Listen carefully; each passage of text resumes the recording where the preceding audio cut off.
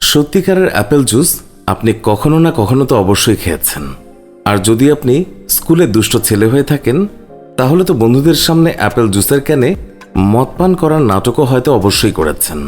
Apple জুসের স্বাদ মার্কেটে পাওয়া যায় এমন অন্য জুসের থেকে অনেক আলাদা, আর এর চাহিদাও অনেক।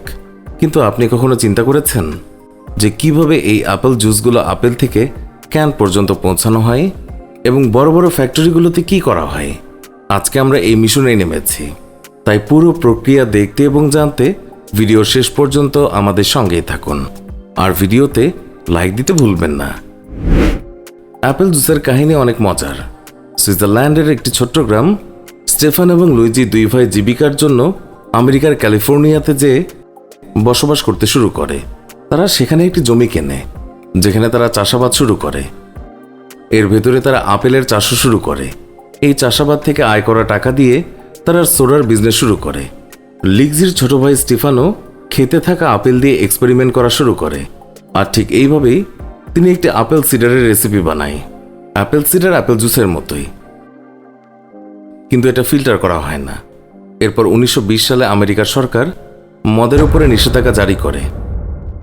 এটা মূলত অপরাধ আটকানোর জন্য করা হয়। আর তখন এই দুই ভাই অন্য একটি বুদ্ধি বের করে আপেল সিডার বানানোর কাজ আরও বাড়িয়ে দেয়। লোকেরা এটাকে অনেক পছন্দ করে আর অ্যাপেল সিডার অনেক বেশি বিক্রি হতে থাকে। এই নিষেধাজ্ঞা অনেক দিন ছিল। এই সময় এই আপেল সিডার ইউএস নেভিরও পছন্দের তালিকায় চলে আসে। এর সঙ্গে আমেরিকার সিনেমাগুলোতে শ্যাম্পেইন হিসেবে অ্যাপেল সিডারকে দেখানো হতো।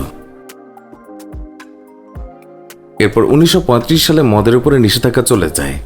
এতদিনে অ্যাপেল জুসের স্বাদ সবার মুখে লেগে যায়, আর সঙ্গে সঙ্গে পুরো পৃথিবীতে ছড়িয়ে পড়ে। পরে একে পাস্টুরাইজেশন পদ্ধতিতে আরও উন্নত করা হয়।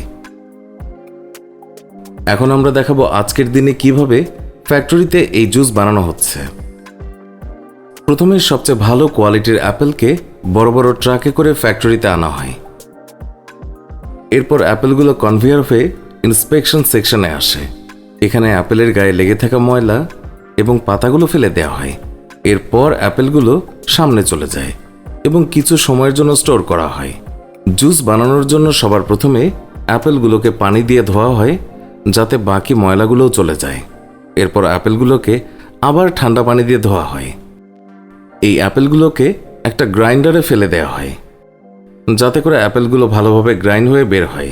এই গ্রাইন্ডেড আপেলের সঙ্গে আরও কিছু কেমিক্যাল এবং এনজাইম মিশানো হয় যাতে করে এই এনজাইম এই গ্রাইন্ডেড আপেলের সেলগুলোকে ভেঙে ফেলে।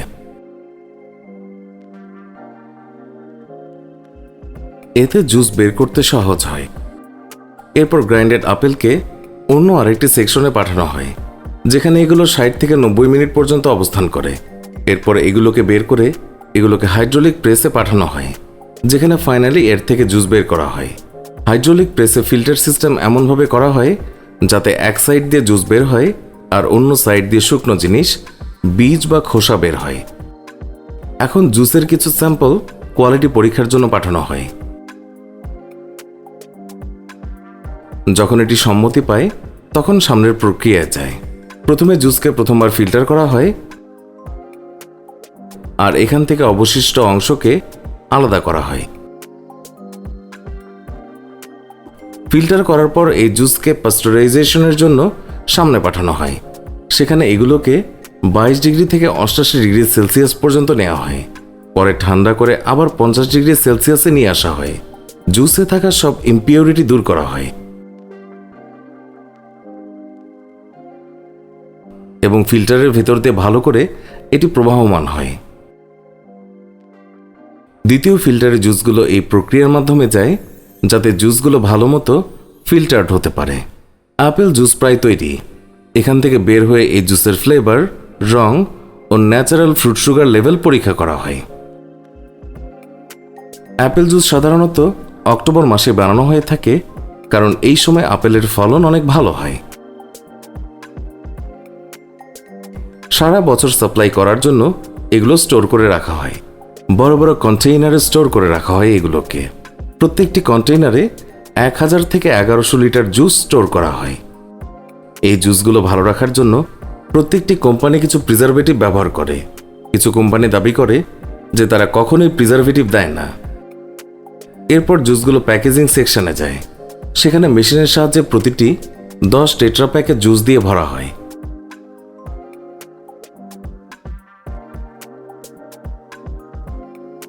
এরপর এগুলোকে সিল করে দেওয়া হয়।